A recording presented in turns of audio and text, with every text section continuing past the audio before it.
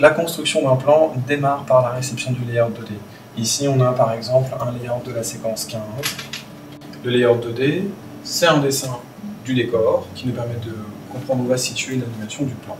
Ça, c'est le contexte global. On a également en fait ici un cadre de caméra en rouge puis en noir qui symbolise le déplacement que va devoir faire la caméra pendant le plan.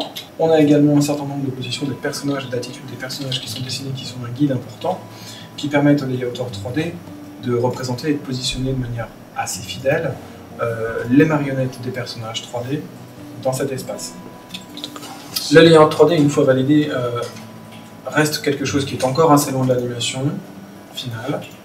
Voilà, on peut voir ici que les personnages ne marchent pas vraiment. Ils sont comme un petit peu en train de voler, comme si c'était des petites statuettes. Mais c'est l'élément primordial qui permet en fait à l'animateur de commencer à faire son travail.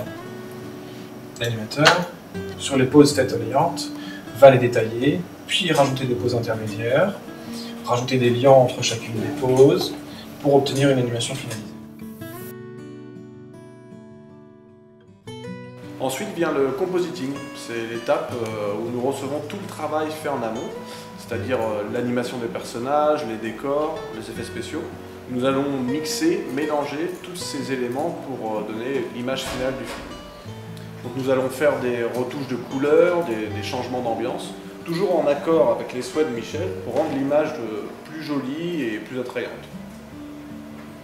À savoir que Michel analyse et vérifie toutes les étapes de production, du layout 2D au compositing, pour garder une cohérence graphique tout au long du film.